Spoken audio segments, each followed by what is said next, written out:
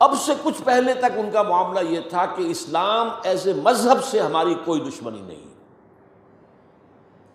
ہم اسلام as a then, political Islam, یہ نظام کی بات جو تم کرتے ہو، یہ خلافت کا نام جو لیتے ہو، یہ ہم برداشت نہیں کر سکتے، نتھنگ ڈوئنگ۔ اب ہوتے ہوتے وہ یہاں تک آ گئے ہیں کہ اصل میں تو سارے برائی کے بیج ان کے خیال میں مذہب میں ہیں۔ اب ان کے جو رائٹرز ہیں اور ان کے بڑے بڑے جو لوگ مفکرین ہیں وہ کہہ رہے ہیں Islam in itself, Quran in itself, Muhammad himself is evil, نعوذ باللہ من ذلک۔ قرآن ایول ہے، اسلام ایول ہے اور محمد ایول ہے۔ تو یہ ایک عظیم جنگ ہے اسلام اور مسلمانوں کے خلاف، اسلامی تہذیب و تمدن کے خلاف۔ وہ اس میں چاہتے ہیں کہ اسلام کی بےخبری کر دی جائے۔ نمبر 4 یہ اسلام کے احیاء کے عمل کو ہر قیمت پر روکنا ہے، at any cost, come what may, جہاں بھی سر اٹھائے گا کچل دینا۔ یہ ان کا چوتھا ہدف ہے۔ 5واں، یہ ذرا لمبی سی بات ہے تھوڑی سی، یہ ہے ایک علاقائی پروگرام۔ ایک بہت بڑی جنگ ہونی ہو تو ہو، اور ہو جائے اور جلد از جلد ہو جائے، آرمیگیڈون، نتیجے میں گریٹر اسرائیل قائم ہو جائے، تاکہ پوری دنیا میں جو ڈائسپورا میں ابھی اسرائیلی پھیلے ہوئے ہیں وہ آ جائیں یہاں، مسجد اقصی اور گنبد صخرہ گرایا جائے، 3rd ٹیمپل حضرت سلیمان کا بنایا ہوا معبد تیسری مرتبہ تعمیر کیا جائے، اس میں حضرت داؤد کا تخت لا کر رکھا جائے۔ وہ تخت آج بھی موجود ہے، ویسٹ منسٹر ایبے، برطانیہ کی پارلیمنٹ کے ساتھ جو چرچ ہے اس میں وہ رکھا ہوا ہے۔ وہ ایک پتھر تھا جس پر حضرت داؤد علیہ السلام کو بٹھا کر ان کی تاج پوشی کی گئی تھی، وہ رہا ہے، ہیکل کے اندر موجود رہا۔ وہاں سے ٹائٹس رومی لے گیا سن 70 میں اسے، روم سے گیا آئرلینڈ سے آیا اسکاٹ لینڈ سے آیا برطانیہ، اب وہ وہاں موجود ہے۔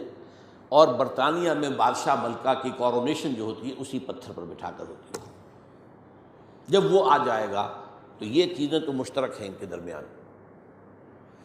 آرمیگیڈون، گریٹر اسرائیل، تمام دنیا سے اسرائیلیوں کو لا کے آباد کر دینا، اور ٹیمپل آف دی ماؤنٹ کی تعمیر اور اس کے لیے مسجد اقصی اور گنبد صخرہ کو گرا دینا، اور تھرون آف ڈیوڈ لا کے رکھ دینا۔ اس کے بعد عیسائیوں کے نزدیک حضرت مسیح نازل ہوں گے اور اس تخت پر بیٹھ کر دنیا پر حکومت کریں گے۔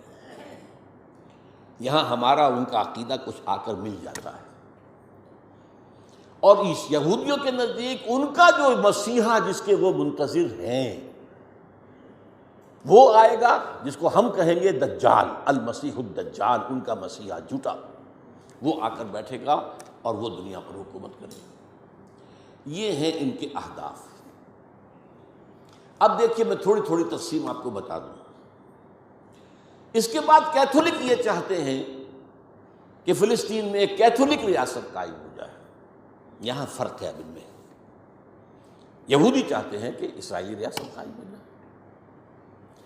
اچھا، کیتھولکس اور یورپینز اتنے زیادہ پرو یہودی نہیں ہیں جتنے کہ پروٹیسٹنٹس اور ایونجلسٹ اور نیوکونز ہیں برطانیہ اور امریکہ۔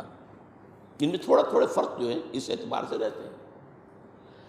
اب یہی وجہ دیکھیے کس قدر زمین و آسمان کا فرق ہوا۔ عراق کی جنگ کے لیے کوئی بڑا کولیشن نہیں بن سکا، امریکہ ہیڈ ٹو گو الون، زیادہ برطانیہ نے اور کچھ تھوڑا سا جو ہے وہ آسٹریلیا وغیرہ نے ساتھ دے دیا، باقی یہ جرمنی، فرانس، اسپین، کسی نے ساتھ نہیں دیا۔ اس لیے کہ وہاں کا معاملہ کیا تھا، عراق میں اصل میں 2 چیزیں تھیں، تیل، اس کا سارا تعلق امریکہ سے تھا، اور نمبر 2 اسرائیل کی پروٹیکشن، جس سے یورپ کے جو عیسائی ہیں انہیں بہت زیادہ دلچسپی نہیں ہے، وہ اس طریقے سے ان کے غلام نہیں ہے بے دام جیسے کہ پروٹیسٹنٹس ہیں، وہ شامل نہیں ہوتے۔ یعنی کیوں؟ سمجھنے کی بات ہے، کیا وجہ ہے؟ یہی وجہ ہے، آپ نے دیکھا جو پہلی جنگ ہوئی تھی خلیجی، جب ختم ہوئی ہے تو جنرل شارٹس جو تھا، شارٹ کرافٹ، اس نے صاف کہہ دیا تھا we fought this war for the defence of Israel.